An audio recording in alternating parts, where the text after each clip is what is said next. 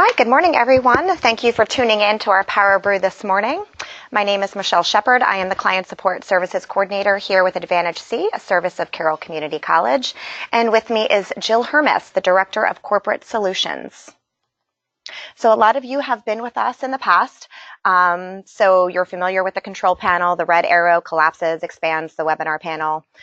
You can move around the webinar feature, the webcam feature, and we're going to try to use the hand raise function today. And we have a lot of polling questions for you, so we'll see how that works out. You just raise your hand and lower your hand when the question's done. So as always, we're encouraging questions. I feel like we're going to have a lot of questions today, so any questions that we don't get to by the end of the PowerBrew, we will email you as a follow-up.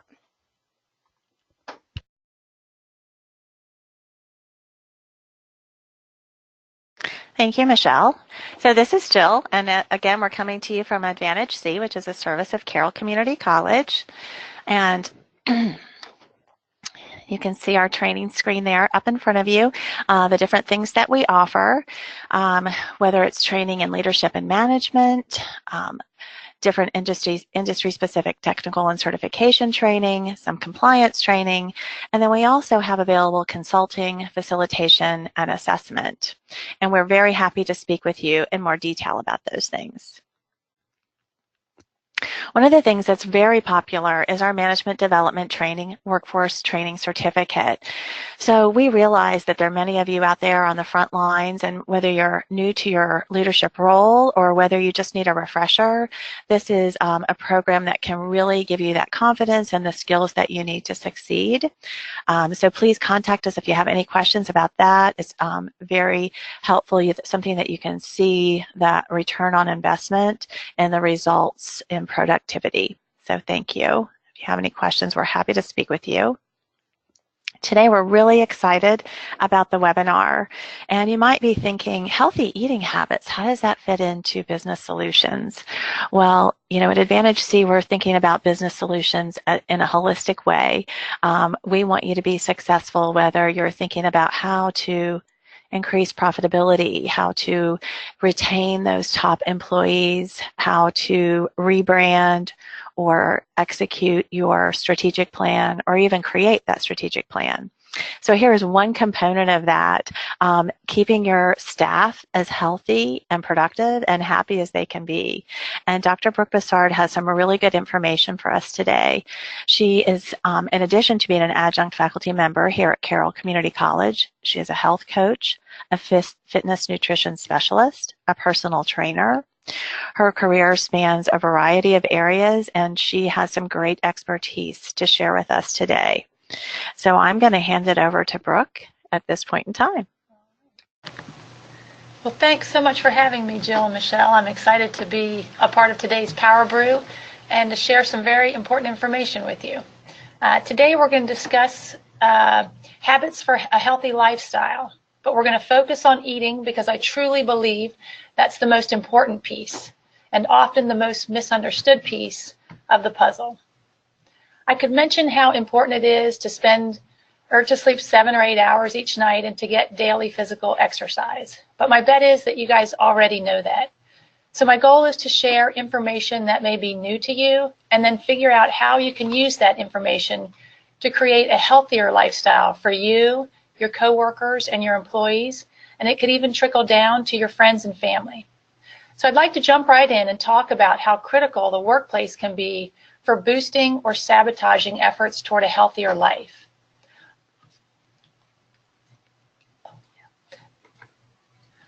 On this slide, you'll see a very familiar tray that makes its way into so many breakfast meetings. And what happens to the tray when the meeting is over? It's set out for people to pick at throughout the day. Now imagine this. This is our first simple swap. How much healthier does this look than the tray of pastries? Don't get me wrong, most of us love our baked goods, but there's a time and a place for indulgences, and creating habits around them is not a healthy way to live. Most of us spend a good number of our waking hours at work, so having support or a lack of it can mean the difference between success and failure. So how do we cultivate a healthy mindset? How do we help it grow? And how do we help our employees help each other? Do I need to convince you first that there are benefits to healthier employees? First of all, 78% of employees in excellent health report being happy with their current job, as opposed to only 51% of employees in poor health. And we've all heard that healthy workplaces are more productive with increased morale, they have reduced employee sick time, and they have reduced staff turnover. So there's really no need to say more. What we need to do now is help the employees achieve better health. And how do we do that? Well, first, we have to figure out how to be healthy. With so much information in the news, grocery stores, TV ads, and everywhere else you turn, it's really hard to figure out the best approach. But luckily, we can simplify the whole quandary by studying populations who are successful in achieving great health. So rather than reading the ever-changing headlines about the latest studies, how much more powerful is it to look at lifetimes of dietary patterns in large populations? So let me ask by a show of hands, have you ever heard of Dan Buettner and the Blue Zones? And Michelle's up there looking at hands for me. Do we have many people, Michelle? We do not. We have 3. Oh, only 3 people have heard of the Blue Zones. Okay. Well, as I get ready to unveil the information, I want you to first realize that you can let go of methods you may have tried in the past, diets that you followed, ones that maybe worked at first but didn't work in the long run. You may have thought, it was my fault. I just couldn't stick with it. Whatever happened, I want you to remember this quote where Maya Angelou reminds us that we can shift gears and use better information to achieve success. She said, I did then what I knew how to do. Now that I know better, I do better. So where do we begin to educate ourselves about being healthy? Well, this is why I asked you about the Blue Zones. Dan Buettner has done so much work. He is the author and creator of the Blue Zones. He discovered and studied the healthiest populations in the world where people live the longest functional active lives. Those 5 hotspots on the globe include specific areas in Costa Rica, Italy, Greece, Japan, and California. Yes, there is a hotspot in America despite its pitiful ranking at number 28 in the list of countries by health. We're not even in the top 25 despite having the largest healthcare expenditure in the world. In his work, Buettner describes the Blue Zone life lessons, which include eating a plant-based diet, in addition to being active, having social support, and having a positive outlook. So let's pause for a few more questions before we dig into more about the details of the Blue Zones and why those people are so healthy and live for such a long period of time. Okay, so Michelle's going to put up a poll for you. Which of the choices are legumes? So please select one of those. Let's see if I can see the answer to the poll.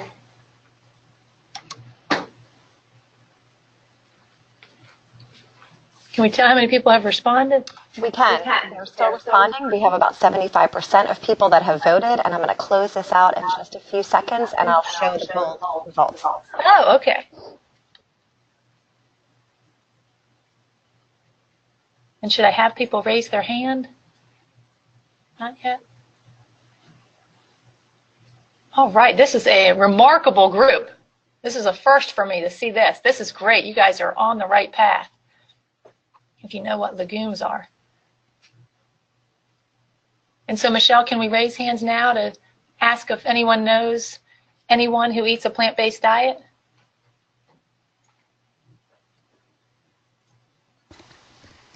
There's a lot that are going up now, more than the first question.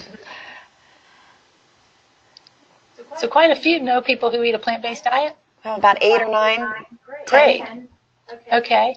And if you can lower your hands now, we'll ask the second one, the second question. Just want everyone to lower their hands so we get a clear reading. See where our starting point is for everyone today. Are they drinking their coffee? Okay. So raise your hand if you've ever heard of the standard American diet, also known as SAD. We got some more hands going up. Okay, so you guys know about plant-based diets. You know about the standard American diet. It's a pretty educated group in the world of plant-based nutrition. So let's look at a Venn diagram of 3 of the 5 blue zones. We can see that a plant-based diet is a central part of these populations' diet. Their diet includes legumes, soy, and whole grains. And most of you were able to name, or actually all of you were able to name which group was the legumes that include beans, peas, and lentils. Peanuts are also a legume. So the way of eating the blue zones is in sharp contrast to the standard American diet, which is high in meat, dairy, fat, and sugar, as well as refined and processed foods. The standard American diet also describes a diet that's low in fruits and vegetables. So these blue zones, there are so much to learn from the successful dietary patterns of the blue zones diet. So I wanted to share with you 2 of the books that have been written by Dan Buettner in case you want to dig in any more to learn more specifics about them. But let's look a little more at the blue zone here in our own country in California.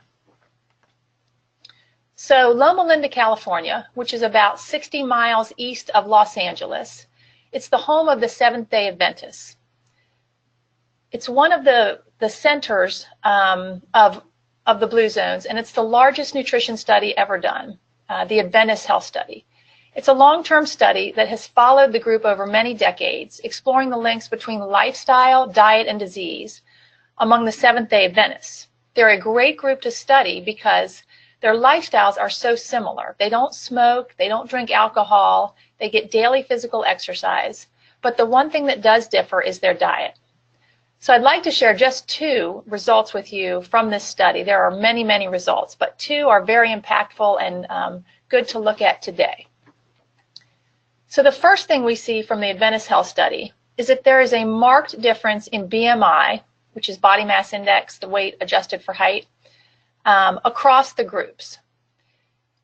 In their study, they call whole food plant-based eating vegan, but most of you know that vegan also, includes, environmental and animal issues. But for today's talk, we're just talking about a vegan diet being a diet that excludes any animal products. So the vegan group was the only one who had a BMI that was in the normal range. Once you go above 25 for body mass index, you're in the overweight category. So we can see a stepwise increase above 25 as we go to the lacto-ovo group, who consume milk, yogurt, cheese, ice cream, and eggs. The next bump up is the pesco vegetarian group, who eat fish. The next group is the semi-vegetarian group, who eat meat. They eat meat 1 to 2 times per week. And then the non-vegetarians eat the most meat. They eat meat daily, and they have the largest body mass index of the Seventh-day Adventists. If we look at the next slide, we can see that the people who avoided animal products and ate a totally plant-based diet also had the lowest prevalence of type 2 diabetes. As more animal products are added to the diet, the prevalence of type 2 diabetes goes up. Now, I know that most of you know that type 2 diabetes is a huge issue in America today. Every 21 seconds, someone in America is diagnosed with diabetes. 30 million people have it.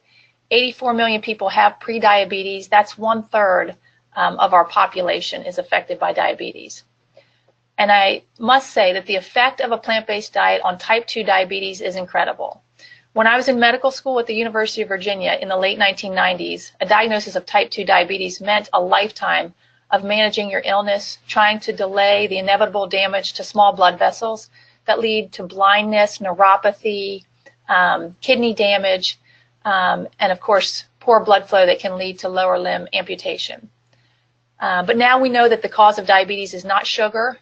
It is the high blood sugar is the result, and the problem is fat inside the cells, and that fat comes from a lot of animal products in the diet. So by removing those animal products, we can actually reverse diabetes and in some cases return people to a non-diabetic state where they show no signs of diabetes at all. So I hope by sharing the Blue Zones and the Adventist health study with you, you'll be able to open your mind about how to find the best information about nutrition and its effects on the human body and human health. We need to be critical of advertising everywhere you look. Notice how bombarded we are in all types of media with ads for food, some making health claims, some just trying to appeal to your cravings. So let's move on to figuring out how more specifically we should eat. I mentioned a diet that is plant-based, but what does that mean? Let's look at the Okinawan Diet as an example. They are one of the Blue Zones. Here's a pie chart of the Okinawan Diet. Now this may seem like a little bit much. They've got 70% of their diet comes from sweet potatoes. And it turns out that it's a hardy crop on islands where there are typhoons about 6 times a year. But you get the point. They eat mostly plants: potatoes, rice, wheat, soy, beans, lentils, and fruit. Animal products are a very small percent of their diet, if they're eaten at all. And this is in sharp contrast to the standard American diet, which is 51% processed foods, 42% animal products, and 7% fruits and vegetables. So the Global Burden of Disease study, which included 500 researchers from more than 300 institutions in 50 countries, analyzed risk factors for death and disease and found that the American diet is the leading cause of not only death, but also disability. And to demonstrate the American food crisis, overeating and undernourishing the human body, let's look at some charts that show obesity trends over time. Americans continue to get more overweight and obese every year, and this happens by eating the foods that cause the most prevalent diseases. In 1985, you can see that no state had an obesity prevalence greater than 14%. But by 2010, every state had a prevalence of 20% or higher. Currently, over 70% of Americans are overweight or obese, and almost 40% of U.S. adults over the age of 20 are obese. Can I ask a quick question? Oh, sure. What is the definition of obese? Obese is a body mass index of over 30. Okay, thank you. I have a question too, if I could. Oh, sure. So in 1985, were they not eating as much meat as we are now? What do you feel is the main reason why in 30 years it's shifted so much? One of the main things that has increased is dairy and cheese in particular. I don't remember if I have that slide in this talk or not, but the cheese consumption from 1970, at 1970 was 11 pounds per person per year, and now it's over 35 pounds per person per year of cheese consumption. And cheese is about 70% fat, and we know that fat is the most calorically dense nutrient that you could eat. And of course, when you don't need to use your nutrients for energy, you store them as fat. So cheese consumption, I think, is a huge issue in the U.S., along with just total overconsumption in general. Yeah. So in efforts to help reverse this trend of obesity, disability, and death from diet-related diseases, Kaiser Permanente, one of the largest healthcare providers in the country, put out this nutritional update for physicians. And it says, healthy eating may be best achieved with a whole food plant-based diet, avoiding meat, dairy, and processed foods. Physicians should recommend this diet to all their patients, especially those with heart disease, hypertension, diabetes, and other chronic illnesses. And at the end of their update, they remind us of a quote by Hippocrates, who said, "Let food be thy medicine, and medicine be thy food." So even in their patient education materials now, they say, what are the health benefits of a plant-based diet? Lower cholesterol, blood pressure and blood sugar, reversal or prevention of heart disease and diabetes, longer life, healthier weight, lower risk of developing cancer and diabetes, may slow the progression of certain types of cancer, improve symptoms of rheumatoid arthritis, fewer medications, and lower food costs. But when have you been to the doctor and he or she focused on your diet. Have you ever sat on the exam table in your paper gown and talked seriously about what you had for breakfast? Or do you have your blood pressure taken and your blood drawn to do lab work? Well, let's look at some numbers. So here are 3 parameters that are checked regularly: blood pressure, cholesterol, and blood glucose. If we look at these, raise your hand if you think these are good results. Make sure everybody's still awake out there. Mm-hmm. Is this person healthy? Well, what if you found out that in order to achieve these numbers, so those numbers are within normal limits, but in order to achieve those numbers, they're on the following prescriptions. They take lisinopril, 10 milligrams a day for their blood pressure. They take Lipitor, 10 milligrams a day to lower their cholesterol. And they take metformin twice a day with meals to keep their blood sugar under control. Are you healthy just because your numbers look good while you're on medication?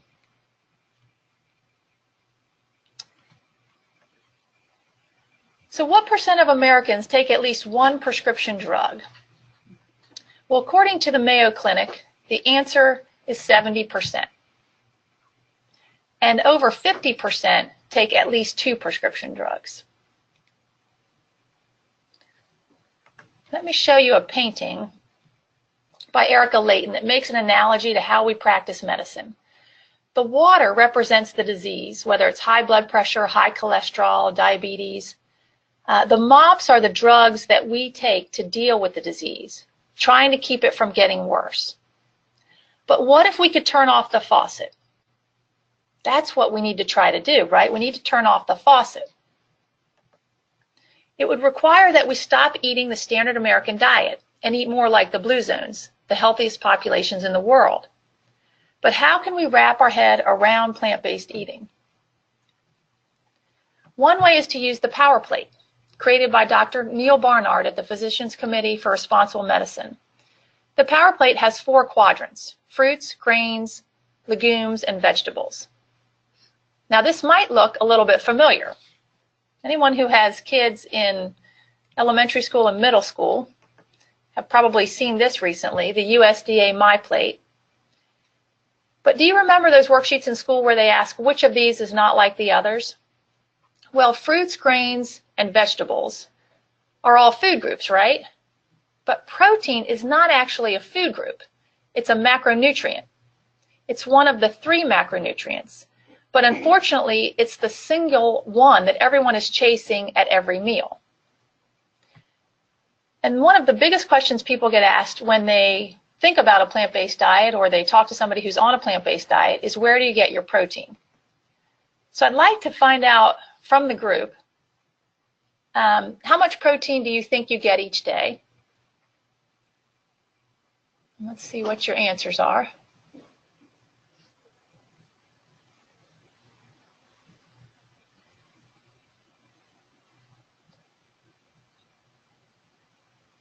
Oh, we're making some good guesses here.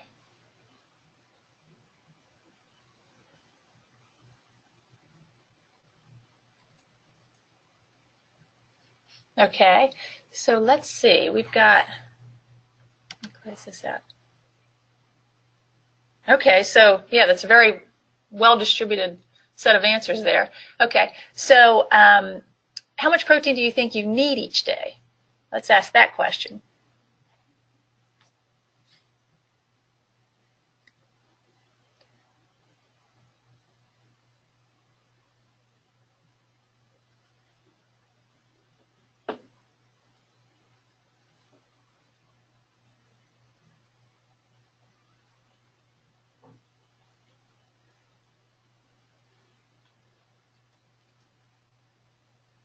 All right, so 25 to 50 grams is the winner for how much protein you think you need each day, but still pretty spread out as far as the answers. Okay, so let's clear up this whole protein issue. Okay, so the optimal amount of protein per day set by the USDA is 0.36 grams per pound of lean body mass. So it's important to remember that protein requirements don't increase as fat stores increase. So it's not based on your total body weight, but your lean body mass.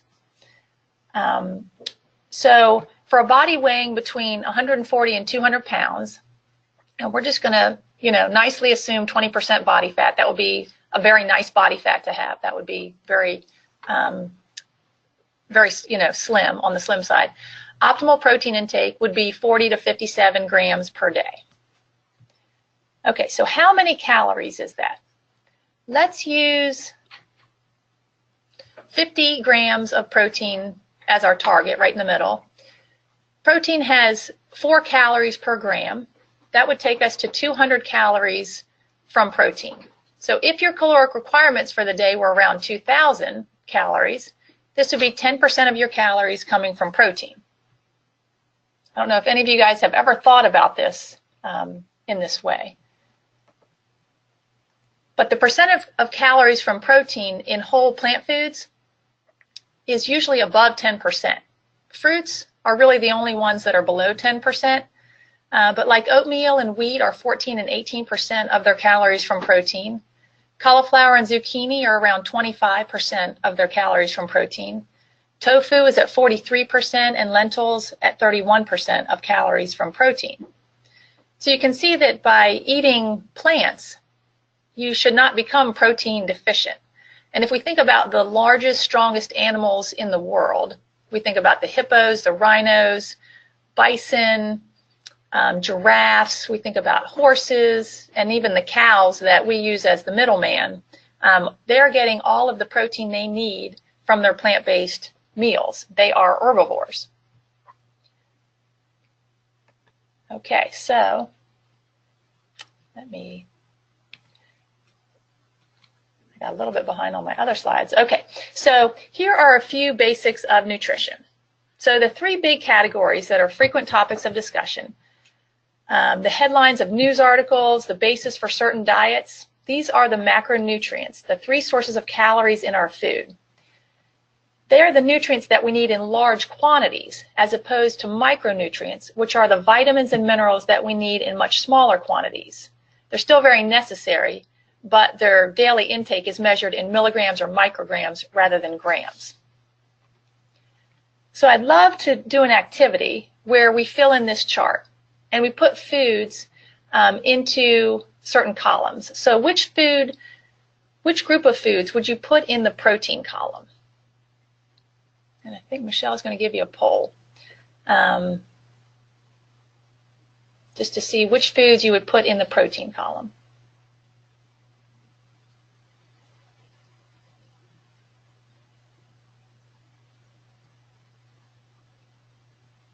Oh, this is fun. We're just jumping all over the place now.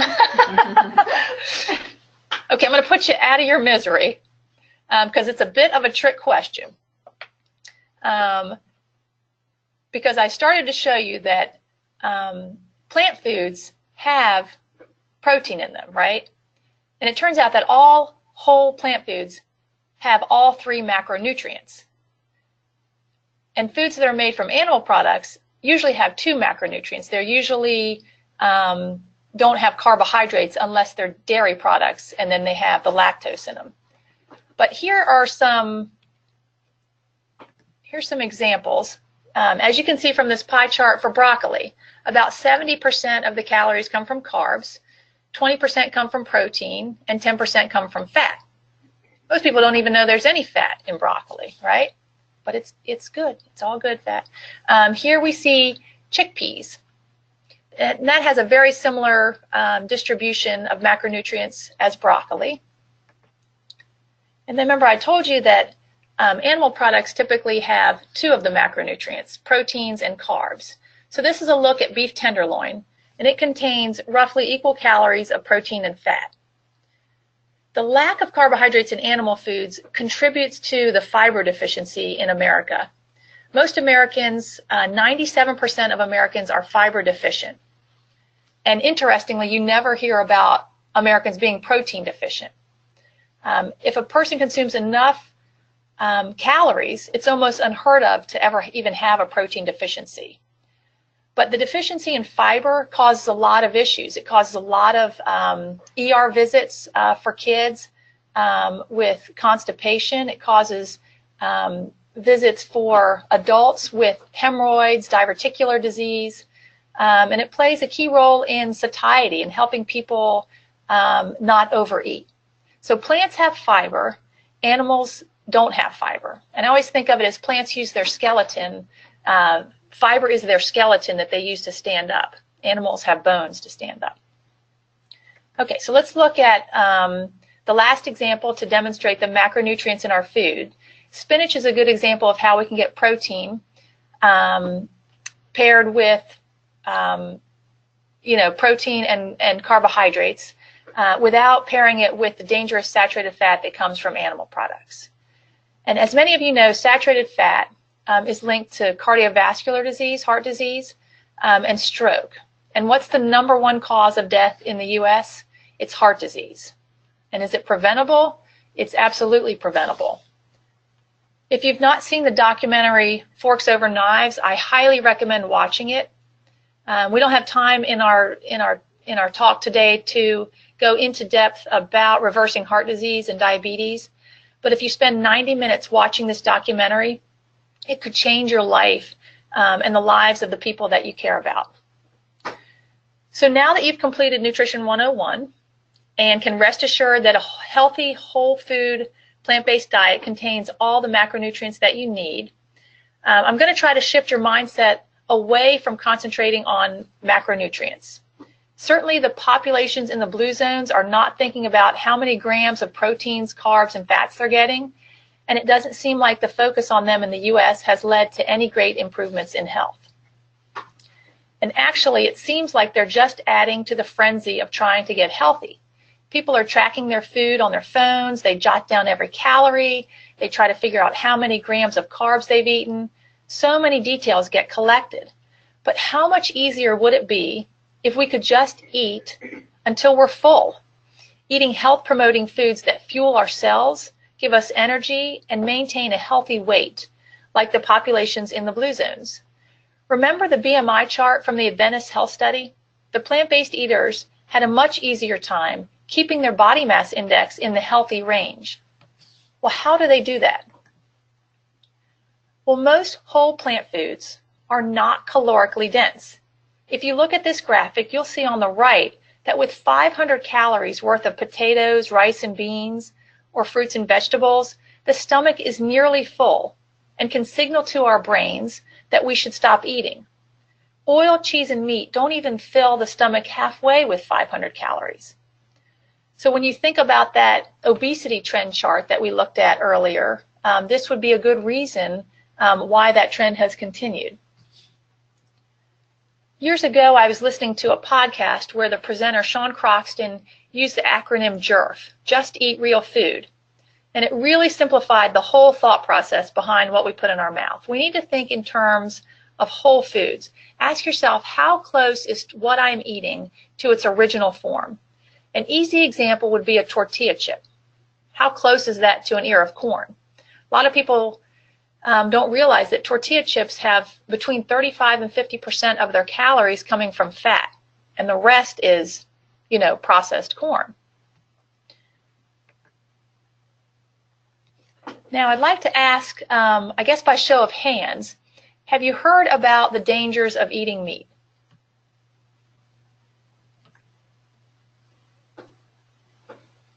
And Michelle, do we have hands going up? We got a lot of hands up.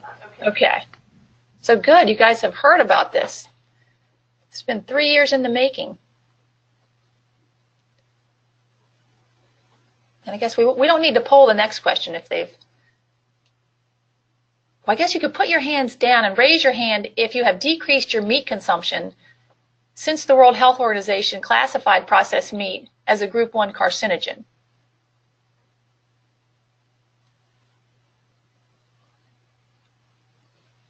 Oh, I see some more hands going up, right? There's a couple. A couple? Okay. Well, I'd be remiss to leave this discussion without a quick mention about the dangers of meat. We saw in earlier studies that the healthiest populations in the world have a plant-based diet, and there's no denying a link between the two. Americans eat a lot of meat, often making it the centerpiece of their meal. And the result is that we are in a country that's plagued with chronic diseases caused by our dietary choices. Here's a quick graphic to show you the categories for likelihood to cause cancer. This is why I asked about if you'd heard about the dangers of eating meat. In 2015, the World Health Organization classified processed meat as a Group 1 carcinogen after looking at about 800 studies. So they put processed meat in Group 1, and that includes hot dogs, ham, bacon, sausage, and deli meats, regardless of nitrates. This is the highest category for likelihood to cause cancer. It's the same category as cigarette smoking, asbestos, hepatitis. And so it increases, they found that 50 grams of processed meat every day increases the risk of colorectal cancer by 18%. And 50 grams of processed meat is the equivalent of about 4 strips of bacon or 1 hot dog. You'll notice on the chart that red meat, pork, beef, and lamb are in Group 2A in the category that probably causes cancer. The studies that were reviewed showed an increased risk of colorectal, pancreatic, and prostate cancer. Now, it took about a half a century for smoking to be banned in hospitals, restaurants, and other public places after the World Health Organization placed smoking in Group 1. But now that we have the internet, I was hoping that the news would spread much faster. So have we seen anyone in the news who has acted on this information in the past 3 years? 2 school districts have worked really hard to get processed meats out of the lunchroom. I would like to share those with you. Lawmakers in New York City put forth a resolution to ban processed meat from public schools, and the Santa Barbara, California School District banned processed meat from their lunchrooms. So we're making some progress. Brooke, we have a quick question. Oh, sure. Audience here. They want to know, is smoked or cured meat the same as processed, like good Italian meat versus bologna? Smoked or what? Smoked or cured meat, the same as processed, like good Italian meat versus bologna. As far as I know, it would be in that category, but I'd have to dig into the, World Health Organization, listing of what exactly is on there, and I'm happy to do that, and we can put that in the follow-up email. That would be great. Jot that down and remind me. Yeah. My bet is that it's in there, though. Yeah. Okay, so if you still have processed meat on lunch trays in the office, I'd strongly urge you to replace it with fruits, veggies, hummus, crackers, even chips and salsa. Because we know that 50 grams of processed meat per day increases your risk of colorectal cancer by 18%. That is a lot. Okay, so where do we go from here? By show of hands, would you be more likely to eat healthy foods if others in your office were doing the same? We've got hands going up. So we need to bond together to support a new American lifestyle, one that leads to better health. I love this quote by Helen Keller, and it's a great way to think about living a healthy lifestyle. She says, "Alone we can do so little, but together we can do so much." Social engagement was a common factor among the 5 populations in the blue zones. Having support, especially when you're embarking on a new journey, can be the difference between pushing through the rough spots and turning back to old habits. The workplace can be helpful as a framework of support for those who want to adopt a healthier lifestyle, and they'll enjoy coming to work to be in that supportive environment. So we saw that there were quite a few hands that went up, that you'd be more likely to eat healthy foods if your coworkers were doing the same. So if you can find support at work, you can share your experiences. You can say, how's it going at home? Is the family supportive of your healthier eating habits? Are they trying to be healthier also? Have you tried any new foods, any new recipes to share, any new places to eat that have healthy choices? So how can companies foster an environment of support? And how can the employees be supportive of each other's efforts? Well, one idea would be to create an inspiration board. Allow people to express themselves and create conversations based on what people post. This would be a great first step to get people into the mindset and let them know that the office can be supportive, rather than being an environment where daily challenges will have to be confronted. You could put this in a central area near the water cooler, in the hallway by the conference room. Another idea would be to do lunch meetings that are inspired by the Blue Zone's way of eating. Instead of deli meat lunch trays, the office could embrace a plant-based lunch menu. You can start simple with peanut butter and jelly and apple slices, hummus and veggies. Or you could go with a veggie powerhouse with whole grain bread, avocado, mustard, sprouts, tomatoes. Another idea would be to do a Tex-Mex lunch, tortillas with corn and beans and guacamole. And you can find local places that could provide those healthy options. So setting guidelines for food brought to the office can be helpful as well. Many schools discourage and even prohibit parents bringing treats to school because it can put already struggling kids in a difficult position. Well, adults can find themselves in the same difficult situation. In an office setting where everyone is an adult, the employees can be responsible for drafting guidelines, agreeing upon them, and posting them on the bulletin board. So why not create an environment where eating health-promoting foods is the norm? It's encouraged and even applauded, rather than scoffed at. Why don't we use peer pressure to push fruit in the same way people have been pushing donuts and cookies for the past several decades? When we started this webinar, I mentioned the situation where people put leftover trays of pastries or cookies in a central location in the office after a meeting, and it sits there as a temptation all day, every time someone walks by. Why put it there in the first place if everyone's just trying not to eat it? I know we have a natural tendency to not want to waste food, but we need to remember that the human body is not a receptacle for all leftovers. We are not trash cans. If you know of a place to donate food, feel free to do that, but pack it up and get it out of sight. It's not doing anyone any favors to leave it on display all day. And it's just unreasonable to expect willpower to last that long. So plan ahead with what to do with extra food. And it reminds me of a saying, if you fail to plan, you plan to fail. So if you need more ideas, oops, I missed a slide. Oh, that slide's not in there. Okay. I'm always happy to come to your office and talk more about healthy eating habits and answer questions that you, your coworkers, or your employees may have. Jill, do you want to jump in a little bit? Or? Sure. Well, first of all, I'd like to say that was such an education, and it gave us so much to think about. And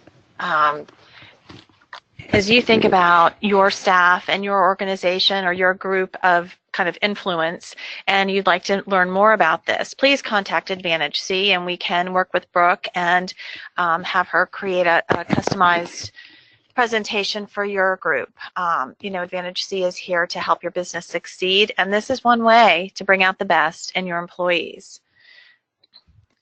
Is there a little bit more? Okay. Sure. So I'd also like to let you know that as a Food for Life instructor with the Physicians Committee for Responsible Medicine, I can provide lunch hour sessions that are a single class or a series of classes working with AdvantageC to bring you these programs. And they can be a nice complement if you already have a wellness program in place. These can be an adjunct to that. Some examples of classes that we do. Here are a few examples. Class 1 could be Kickstart Your Health, and I often do cooking demonstrations during the hour so that people get a real hands-on experience with using plant-based foods to create meals. The classes can be about general nutrition. They can be on appetite control and breaking the food seduction. Or they can be more focused if there are specific issues in the office that need to be addressed with diabetes, cancer, blood pressure. If there are certain populations that would like more specific information, we have those classes as well. And we also offer a 21-day, it's free, a free 21-day kickstart on plant-based eating on our website, pcrm.org, or in the App Store if you just search up 21-day vegan kickstart. And this is a very helpful way for people to get started, to give you recipe ideas, cooking instruction, videos about nutrition and health. And there's an example on this slide of just one day of the meals that were created for day 7. And if there's ever a meal that you don't like, you can click in the recipe section and choose a different lunch or a different breakfast, or you could repeat something from the previous day that you really liked. So I think that was all I had to say about that. But I will say that mindset is everything. And I'd like to say that there's a great opportunity for employers and employees to create a better, healthier atmosphere in the workplace. Top executives have adopted this mindset, including John Mackey, the CEO of Whole Foods, Bill Ford Jr., who is the CEO of Ford Motors, Michael Eisner, the former CEO of Walt Disney, Biz Stone, one of the co-founders of Twitter, and the list goes on.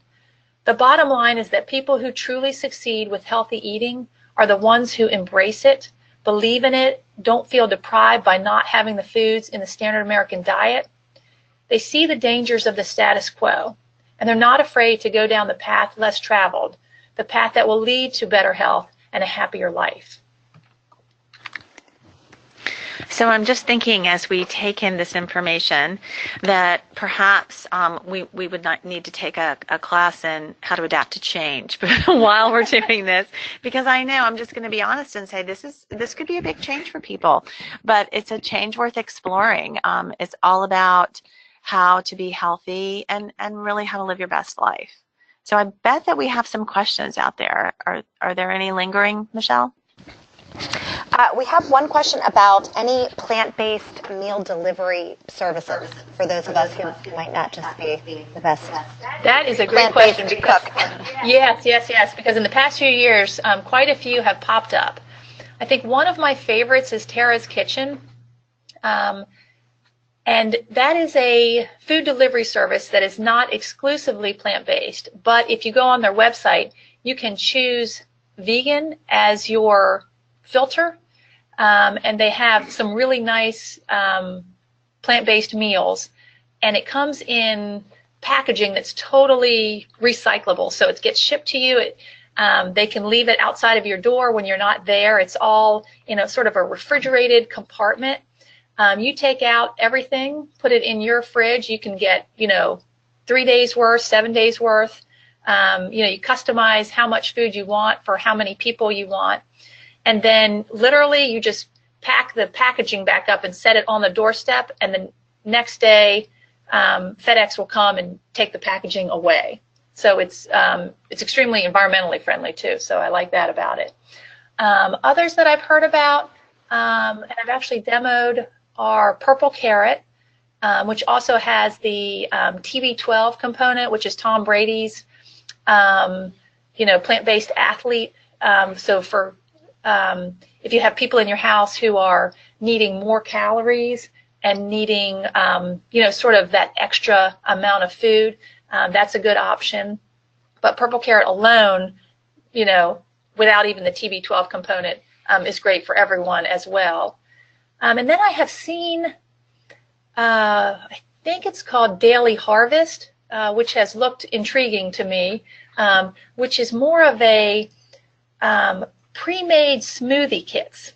So for people who want quick things for breakfast and lunch and even sometimes dinner or dessert, I feel like that could be a neat option. If you're not used to making smoothies yet, that might be a nice jump start into, eating blender-based foods.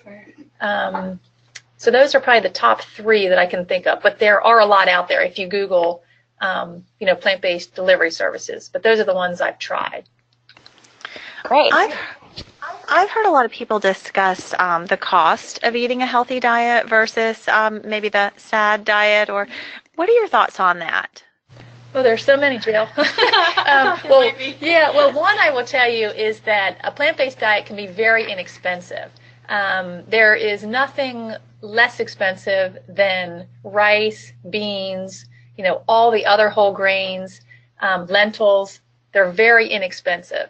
And so I'm working with a family right now. We're in week 6 of a plant-based eating pattern. We're reversing diabetes in the dad, improving the mom's general health, and then they have 2 kids who are 12 and 8, and they are thriving. And they were very specific with me about their budget. And so for a family of 4, for breakfast and dinners, we didn't really focus on lunch since the kids are at school at lunchtime, and really they're just packing peanut butter and jellies right now. We went to Mom's Organic Market and did 1 week of grocery shopping for $140 for a family of 4. We repeated it the following week with a whole new set of recipes, and we skated out of there at $141. So anybody who does their grocery shopping and knows what their bill is knows that that is remarkably good.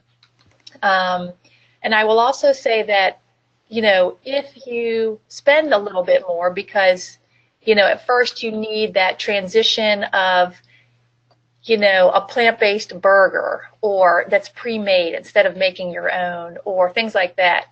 Just think about the difference in overall costs, healthcare costs, prescription costs. The amount that people spend on prescriptions every month is tremendous. Right. And a plant-based diet often takes people off of a lot of their prescriptions. And if you take that money that you were spending on prescriptions and put it into your eating plan, then that's even more, fruits and vegetables and all those fun things that add more color and flavor to your meals. Yeah. Excellent. That's a lot to think about. Thank you.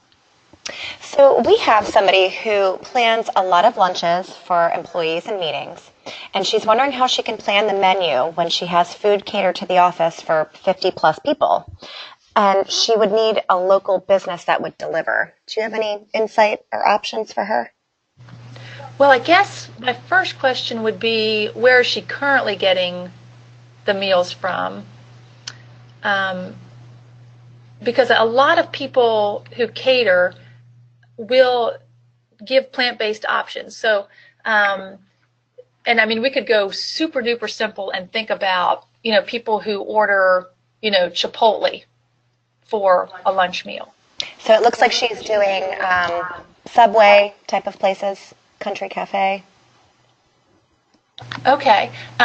Subway is very easy. Actually, I often recommend that to people who are traveling a lot because Subway, you can do a veggie sandwich very easily. They have a wide variety of vegetables on their on the bar there, and then you can add mustard, hot sauce on your wheat bun, and people are always amazed how flavorful it is and how they don't really miss the meat so much. Chipotle is another good one because they have their sofritas, which is the tofu-based meat, and then they have their beans, rice, peppers and onions mix, and then of course guacamole, salsa, and different hot sauces to add more flavor. But I think Chipotle and Subway are the two that I often cite for people as easy places to order food. Great, okay. And then we have one other question. So do you think that there should be a shift away from BMI? How about a different tool like body fat percentage or waist circumference to evaluate a person's health? Well, I think these are just, indexes of, trying to get a handle on whether or not somebody has excess fat stores. We know that the human body prefers not to carry extra fat stores. It's detriment, fat produces estrogen. It increases risk of, reproductive cancers, from breast cancer to prostate cancer to testicular cancer to ovarian cancer. And we know it creates a lot of stress on our joints. So I think whether we use BMI, whether we use waist circumference, whether we use body fat percentage, I think the best tool we have is just, and I hesitate to say just look in the mirror, but sometimes we just need to be honest with ourselves and say, are we carrying excess weight or not? Could we be healthier? And certainly there are different body types. We know this, and not everybody looks the same. But I think we can all agree that, the statistics are there that, most of our country is overweight or obese, and we need to do something about it. And I think, whether we use BMI, waist circumference, body fat percentage, they're all just markers, all trying to help us figure out, are we the healthiest self we can be? I hope that's helpful. Thanks. I actually have one more question. It's going back to the increase in dairy and cheese you talked about. I think it was 35 pounds a year. Yes. Why is that? What's going on with cheese? Well, it's subsidized by our government.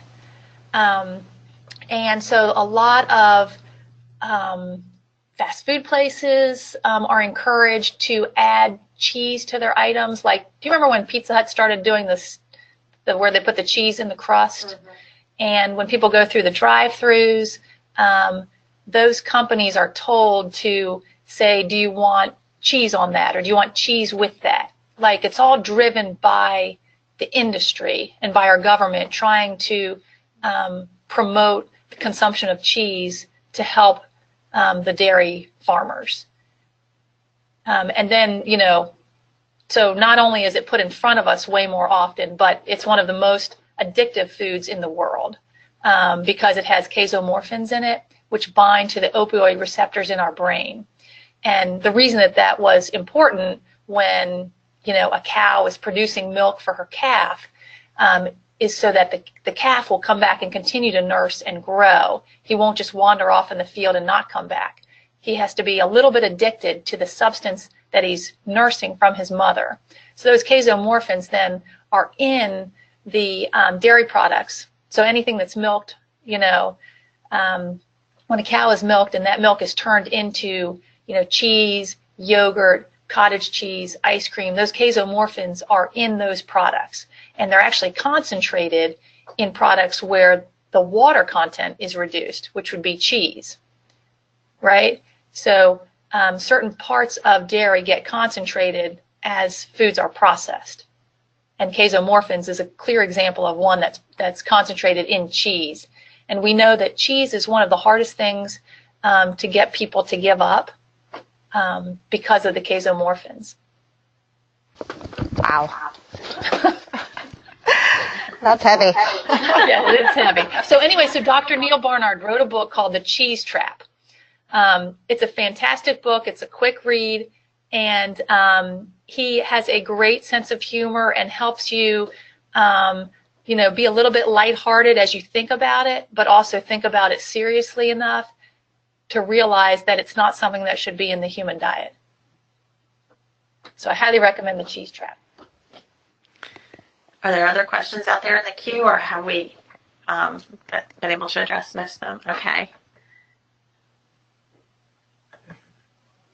So just as you're digesting all of this information, not the cheese, this information, just remember, please contact us at AdvantageC to learn more about how you can schedule Brooke to come speak with your staff about optimal nutrition practices or other options with training with AdvantageC here at the college. We're so glad that you joined us today. And Brooke, we thank you so much. We really learned a lot today. We're so happy you were here. Thanks for having me.